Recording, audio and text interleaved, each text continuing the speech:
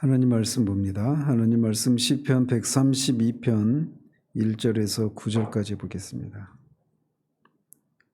132편 1절에서 9절까지 같이 읽겠습니다.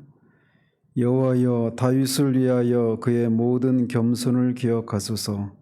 그가 여호와께 맹세하며 야곱의 전능자에게 서원하기를 내가 내 장막집에 들어가지 아니하며 내 침상에 오르지 아니하고 내 눈으로 잠들게 하지 아니하며 내 눈꺼풀로 졸게 하지 아니하기를 여호와의 처소 곧 야곱의 전능자의 성막을 발견하기까지 하리라 하였나이다.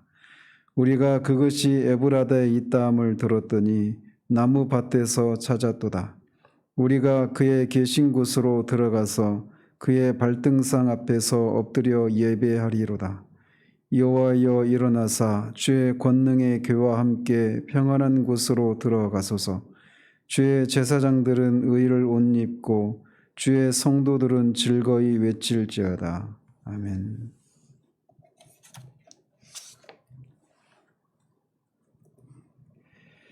이 시는 마침내 하나님의 성전이 완성되어서 성전 안에 언약궤를 안치하는 그런 기쁨 속에서 성전에 임하시는 하나님의 영광을 찬미하고 다윗에게 베푸신 언약과 은혜에 대해서 감사를 이렇게 표현하고 있는 그런 시입니다. 그래서 성전을 방문하기 위해서 예루살렘에 모여든 사람들, 그런 순례자들에 의해서 불려진 노래로 시온의 시로 이렇게 분류되는 시편입니다. 이 시의 저자에 대해서는 정확하게 알려져 있지 않지만 이 8절과 9절을 보면 이 구절이 역대하 6장의 41절, 42절과 일치를 합니다.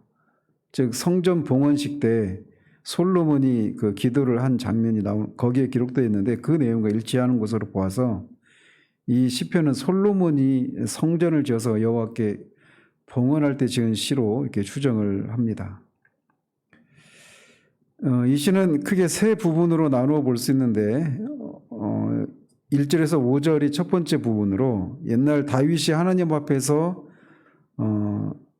성막을 짓겠다고 했던 성막을 그 여호와의 법궤를 찾으려고 그 예루살렘으로 옮겨오고자 했던 그런 노력들,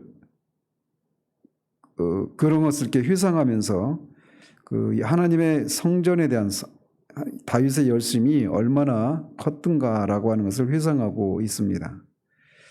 그리고 중반부 6절에서 9절까지에서는 다윗이 하나님의 언약궤를 오베데돔의 집에서 시온으로 옮겨와서 그가 예배한 장막에 안치할 때의 그 감격적인 상황을 회상하고 있는 부분입니다. 그래서 말씀드린 것처럼 8절과 9절은 이 솔로몬이 성전 봉헌식 때 했던 기도 내용과 일치를 하고 있습니다. 그래서 이거는 실제로 솔로몬이 했을 것이지만 마치 다윗이 한 것처럼 솔로몬이 이렇게 표현하고 있는데 실제로 다윗도 이 언약궤를 임시 장소인 그 장막에 안치할 때 그렇게 충분히 이런 노래를 불렀을 것으로 추정을 할 수 있습니다. 그리고 마지막 부분 10절에서 18절까지에서는 하나님이 다윗에게 주신 언약을 또 회상하면서 그 언약을 지켜주시고 그 언약이 반드시 실현될 것이라고 하는 것을 확신하며 마치고 있습니다. 그래서 오늘은 이제 첫 번째와 두 번째 부분까지만 살펴보도록 합니다. 여호와여, 다윗을 위하여 그의 모든 겸손을 기억하소서. 우리말에 여기 겸손이라고 번역된 단어는 원어로는 수고, 고통을 뜻합니다. 그래서 우리 개역 한글판에서는 그의 모든 수고를 기억하소서 이렇게 번역을 했는데 이 개정판에서는 모든 겸손을 기억하소서 이렇게 의역을 하고 있습니다. 이것은 뒤에 이어지는 내용에 따르면 이 다윗이 자신은 백향목 궁에 거하면서 여호와의 언약궤는 에브라다의 어떤 밭에 있는 그런 현실로 인해서 마음 아파하면서 그 언약궤를 다시금 이렇게 모셔오기를 위한 그런 열심들을 그의 수고 이렇게 말을 했는데 그런 것 속에서 그런 인식, 자신은 백향목의 궁에 거하고 있는데 이 언약궤는 초라한 곳에 있는 그런 것 때문에 이 하나님과 자신과의 그 존재 격차를 인해서 이렇게 아파하는 그런 다윗의 마음을 헤아려서 겸손으로 이렇게 의역을 한 것으로 보입니다. 그가 여호와께 맹세하며 야곱의 전능자에게 서원하기를, 여기서 맹세하다라고 하는 것은 서약하다라고 하는 뜻인데 어떤 약속을 더 강하게 내가 반드시 지키겠다라고 확증하는 그런 의미가 담겨 있는 것이죠. 그래서 그가 뭘 서원했느냐? 하나님의 거처인 거처를 마련하기 전까지 이어지는 내용을 보면 아무런 휴식도 취하지 않겠다, 이런 그런 맹세를 한 것입니다. 그런데 그런 맹세를 할 때 다윗이 특별히 야곱의 전능자라고 그렇게 하나님을 부르고 있는 것은 이 창세기 28장에 야곱이 그 형을 피해서 밧다나람으로 도망가다가 이 베델에서 잠을 자다가 그 꿈을 꾸지 않습니까? 그리고 거기서 하나님의 임재를 경험하면서 깨고 나서 거기다 자기가 배웠던 그 돌 베개를 이렇게 세워서 거기에 기름 붓고 거기다 이게 여호와의 집이 될 것이다라고, 하나님이 계시니까 여호와의 집이다 이렇게 했던 그런 것과 연관이 되어 있는 것으로 보입니다. 그러면서 그가 야곱의 전능자에게 서원한 내용을 이제 4절과 5절에서 말을 하고 있는데, 내가 내 장막집에 들어가지 아니하며 내 침상에 오르지 아니하고 내 눈으로 잠들게 하지 아니하며 내 눈꺼풀로 졸게 하지 아니하겠다라고 말을 합니다. 즉 다윗은 하나님의 그런 10여 년이 넘는 그 기름 부음을 받고 또 그 후로 사울에게 쫓기는 그런 광야에서 쫓기고 그 시글락 땅에서 이렇게 망명 생활을 했던 그런 시간을 다 거쳐서 하나님의 은혜와 도우심으로 마침내 이스라엘의 왕으로 등극하고 또 이제 예루살렘에 그렇게 궁에 살면서 번영과 그런 그 왕위를 누리게 되고 있는데, 그러면서 자신은 백향목 궁에 거하면서 호화롭게 살고 있는데 하나님의 언약궤가 지금 어디 있는지조차 모르는 그런 상황 가운데 있었습니다. 처음에는 그런 상황을 이렇게 생각하면서 자신은 자기 집에도 들어가지 않고 침상에도 오르지 않고 자지도 않겠다, 이렇게 말을 하는 겁니다.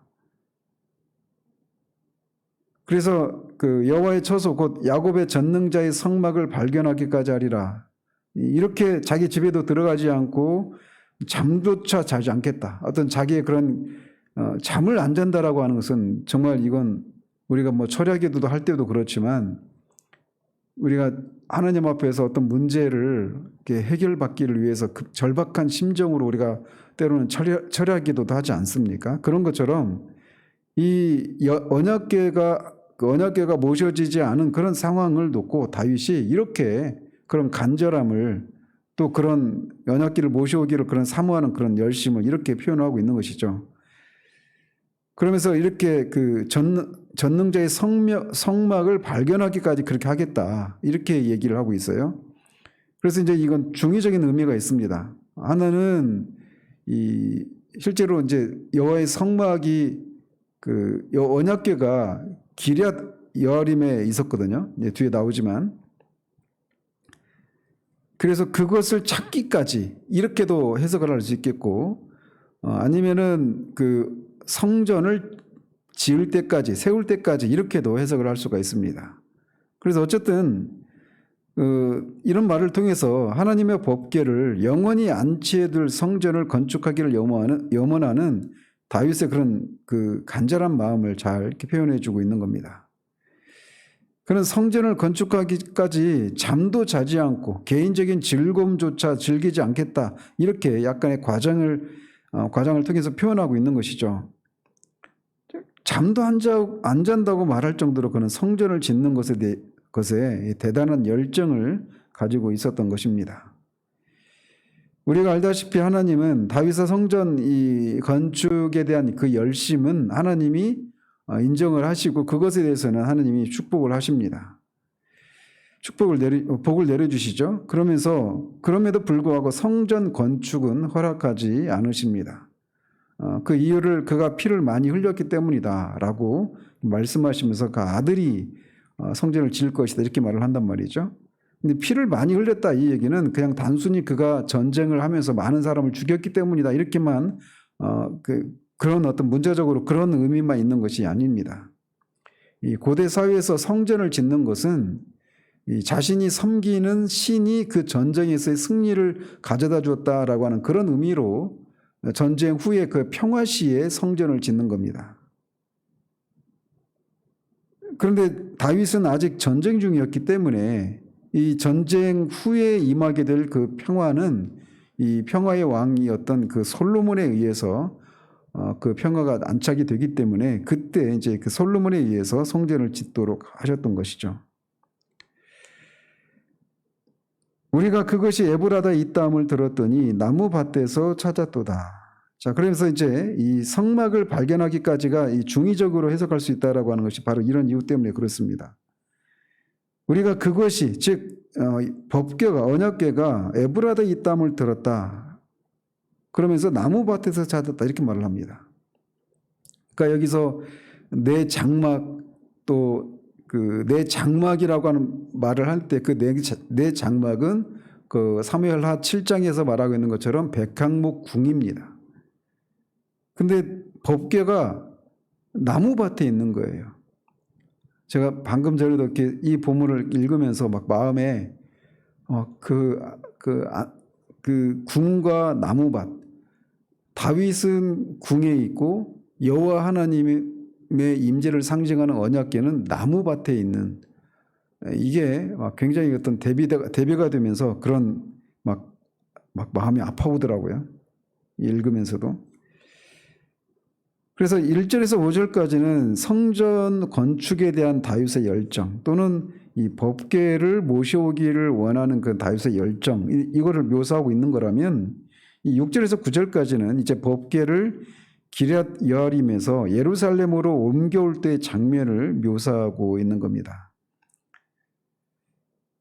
그래서 이제 이런 장면이 이제 사무엘상 7장 그리고 사무엘하 6장 그다음에 역대상 13장, 16장 이 세 구절에서 이렇게 나오고 있는데 그거를 다 이제 종합해서 이렇게 말을 하고 있는 거예요.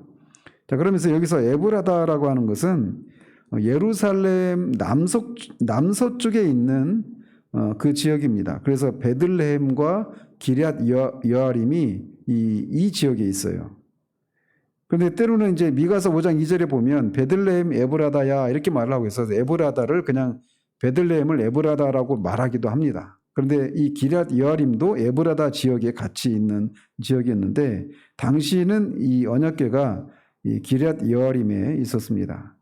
그게 거기에 있었던 연유는 그렇습니다. 이 사울이 있을 사무엘 선지자 때죠. 엘리 대제사장 때 이 블레셋과 전쟁을 할 때 이 이스라엘 사람들이 법궤를 가져오지 않습니까? 후니와 비누아스가 이제 거기 법궤를 가지고 그 전쟁에 참여하는데 거기서 패배하고 법궤를 빼앗기죠. 그래서 그 블레셋 땅에 들어갔다가 거기서 하나님이 또 막 그런 전염병을 나게 하니까 그 사람들이 다시 돌려보내죠.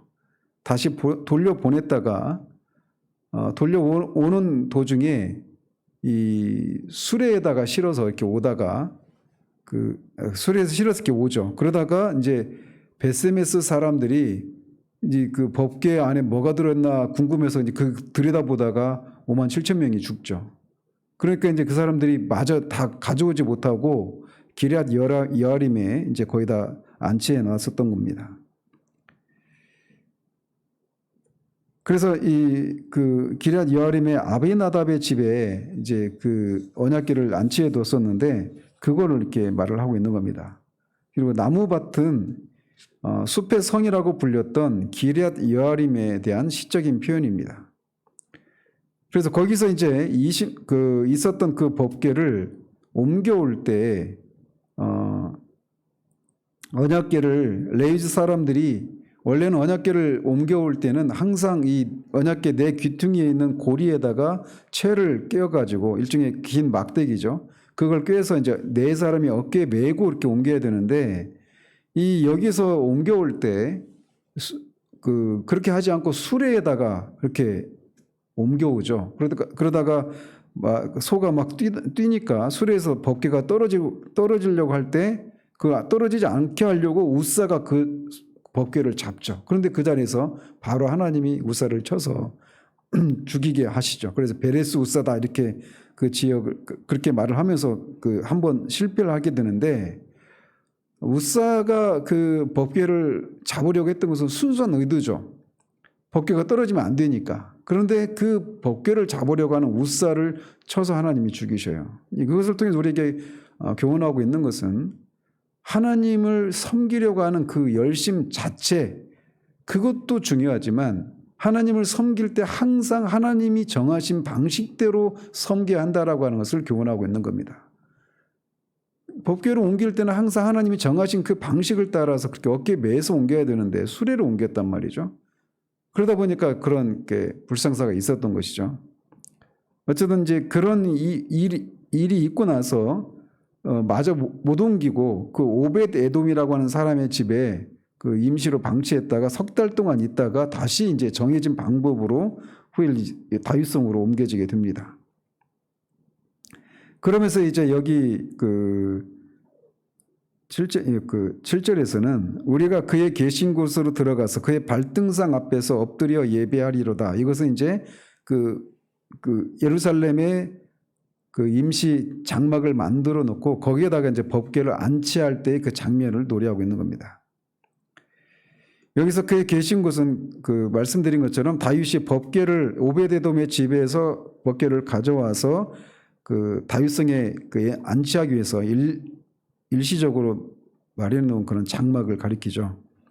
그러면서 그의 발등상 앞에서 엎드려 예배하리로다 이렇게 말을 하는데, 발등상은 법궤의 언약궤의 덮개를 뜻하는 것입니다. 즉 결국 그 법궤 그 자체를 가리키는데, 당시 이스라엘 백성들은 하나님께서 언약궤 위에 있는 그 두 그룹 사이에 이 덮개를 발등상 삼아서 좌정에 계신다 이렇게 생각을 했습니다. 발등상이라고 하는 것은 왕이 앉는 그 의자 발 아래에 두는 그런 거죠. 그래서 그것은 결국 법궤가 상징하는 것은 이스라엘의 왕이신 하나님의 임재와 통치를 상징하는 것이다라고 할 수 있습니다. 그 하나님 앞에 엎드려 예배하겠다 이렇게 말을 하고 있는 거예요.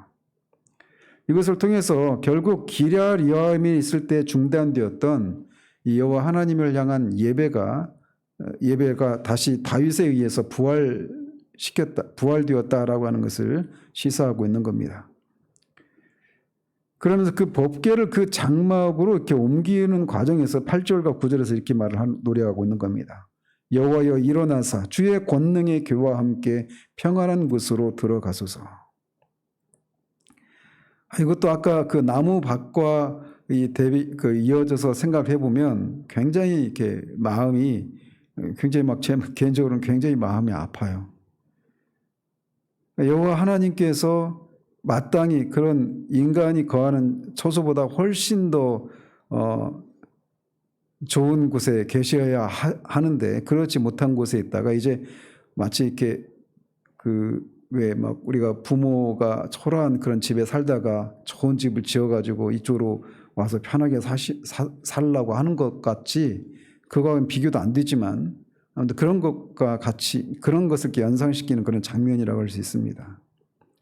그래서 이 구절은 아까 앞에서도 말씀드린 것처럼 이 솔로몬이 성전을 완성한 후에 그걸 하나님께 바치면서 기도하는 역대하 6장 41절을 그대로 인용하고 있는 거예요. 그래서 이 시의 저자가 솔로몬이라면 이 솔로몬이 한 말을 다윗의 말인 것처럼 묘사하고 있는 것이죠.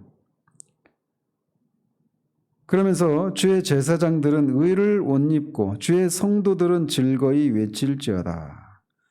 그렇게 이 여호와의 법궤를 임시 장막에 옮겼을 때 다윗이 했든지, 또는 성전을 건축하고 솔로몬이 그 지성소 안에 법궤를 옮기면서 그렇게 했든지, 두 가지로 다 적용할 수 있는데, 주의 제사장들은 의를 옷 입고 주의 성도들은 즐거이 외칠지어다라고 그렇게 외치고 있는 겁니다. 제사장들이 입는 의는 구원이고 성도들이 즐거이 외칠 것은 하나님의 구원의 은혜겠죠. 즉 하나님께서 이스라엘과 함께 하셔서 이스라엘을 구원하시고 보호하실 것을 확신에 맞지 않으며 이렇게 외치고 있는 것입니다. 물론 솔로몬이 한 말일 수도 있고요. 어쨌든 이렇게 이 1절에서 9절까지에서는 언약궤를 찾아서 예루살렘에 마련한 그 장막에 옮기기까지, 그리고 장막에 옮겨진 그 언약궤를 이렇게 장막 안으로 들이면서 노래하는 그런 장면까지를 묘사하고 있는 겁니다. 말씀드렸던 것처럼 하나님의 언약궤는 하나님의 임재와 통치의 상징이었습니다. 따라서 다윗의 언약궤를 안치할 성전을 짓고자 하는 그의 열심은 하나님의 임재와 통치를 더욱 가깝고 실제적으로 누리기를 바라는 열심이라고 할 수가 있습니다. 하나님을 향한 그의 사랑과 추구가 이렇게 성전 건축에 대한 열심으로 이어진 것입니다. 물론 우리 시대에는 이제 성전이라고 하는 용어가 건축물이 아니라 성령이 거하시는, 성전이라고 하는 것은 하나님이 임재하시는 곳이니까 이제 하나님께서 성령으로 우리 안에 임재하시기 때문에 믿는 신자들의 몸이 성전이 되죠. 그래서 우리가 흔히 교회 건축을 성전 건축 이렇게 쓰는데 그건 성경적인 용어가 아닙니다. 건축 헌금 이런 것은 성전 건축 헌금 이건 성경적인 용어가 아니에요. 예배당 건축이라 할지 교회 건축이라 할지 이런 용어를 써야 성경적인 용어겠죠. 근데 어쨌든 그래서 성전 건축에 대한 이 다윗의 열심을 오늘날 똑같이 성전 건축 이렇게 용어를 쓸 수는 없지만 하나님을 향한 사랑이 이렇게 언약궤와 또 성전을 향한 성전 건축에 대한 열심으로 이어졌던 것처럼 오늘도 똑같습니다. 하나님을 향한 사랑은 교회를 향한 사랑으로 반드시 이어지게 되어 있어요. 교회 역시 성전이 건물이 아니라 하나님의 성령을 모시고 있는 신자들의 몸이 성전인 것처럼 교회 역시 마찬가지죠. 교회 건물이죠. 교회가 건물은 아니죠. 그럼에도 불구하고 이 교회를 향한 사랑과 하나님의 사랑은 뗄래야 뗄 수가 없는 겁니다. 그렇기 때문에 우리가 하나님을 예배하는 그런 처소로서의 그 예배당을 향한 사랑도 하나님을 향한 사랑이 있다라면 예배당을 향한 사랑도 반드시 따라 나오게 되어 있는 거예요. 그런 면에서 정말 하나님께서 우리에게도 예배당을 향한 우리의 사랑, 이런 관심, 이런 것들이 우리가 좀 하나님을 앞에서 우리의 그런 예배당을 향한 우리의 마음에, 예배당을 향한 사랑에 있어서 얼마나 우리가 마음을 쓰고 있는가 이렇게 좀 돌아볼 필요가 있는 겁니다. 하나님을 향한 사랑과 뗄래야 뗄 수가 없기 때문에 그렇죠. 이 아침 우리가 다시 한번 정말 다윗에게 있었던 그 절절함, 하나님은 나무밭에 있는 것 같은 그런 상황인데 자신은 그런 화려한 궁에 남아있는 것 때문에 잠을 자는 것조차도 죄송스럽고 황공스러워서 그것을 발견하기까지는 쉬지 않겠다라고 하는, 그리고 마침내 고생하셨죠. 하나님 이제 평안히 들어가십시오. 이렇게 말하는 그 하나님을 향한 그 사랑, 저는 눈물이 나려고 그럽니다. 그게 우리 안에 정말 다시금 회복되었으면 좋겠어요. 하나님이 정말 하나님으로서 그런 합당한 그런 대우를 받으시고 존귀를 받기를 원하는 그 열심이 정말 우리 가운데 새롭게 되어지기를 바랍니다. 기도하겠습니다. 하나님 아버지, 정말 하나님 앞에 부끄럽고 또 죄송한 마음도 가득합니다. 하나님을 얼마나 사랑했던지 다윗은 자신이 하나님이 주신 은혜로 말미암아 누리는 그런 왕권과 부와 명성과 그런 안락한 삶이 하나님이 그것을 주신 것에 대해서 감사하는 것으로 그치지 않고 하나님이 자신의 그걸 주셨는데 하나님의 임재와 상징인 언약궤가 참으로 나무밭이라고 부르는 그런 초라한 곳에 그렇게 방치되듯이 있는 이런 현실을 그가 못 견뎌하고 황송한 마음으로 또 하나님을 향한 사랑으로 하나님이 거하실 만한, 정말 거하실 만한 곳이라고 할 수 없지만 그가 할 수 있는 최선을 다해서 그 언약궤를 모셔드리기 위한 그런 열심을 노래하고 있는 부분을 살펴보았습니다. 아버지 하나님, 우리가 예배당을 위해서 또 교회를 향해서 어떤 마음을 갖고 있는지 정말 우리가 돌아볼 수 있기를 원합니다. 다윗이 그저 하나님이 주신 은혜를 누리는 것으로 그냥 만족하고 감사하는 데서 그치지 않고 늘 하나님을 돌아보는, 우리가 부모에게서 이런저런 사랑을 받고 그것에 대해서 감사하고 만끽하는 그런 데서 넘어서서 그런 은혜를 베푼 부모가 어떻게 살고 있는지를 돌아볼 때 우리의 마음이 아리고 아파서 부모에게 무엇이라도 해드리고 싶은 그런 마음이 우리 가운데 일어나는 것이 자연스러운 것처럼 사람과 뛰어넘을 수 없는 존재의 격차가 있는 하나님을 우리가 얼마나 홀대하고 있는 건 아닌지 참으로 두려운 마음으로 돌아보게 됩니다. 우리 안에 다시금 하나님을 향한 사랑, 하나님을 향한 마땅한 경외심이 우리 가운데 다시금 회복되어져서 다시금 하나님 보이는 교회를 향해 또 예배당을 향해 마땅히 가져야 될 그런 마음들을 회복할 수 있는 우리들 될 수 있도록 주님 도와주시길 원합니다. 예수 그리스도 이름으로 기도합니다. 아멘.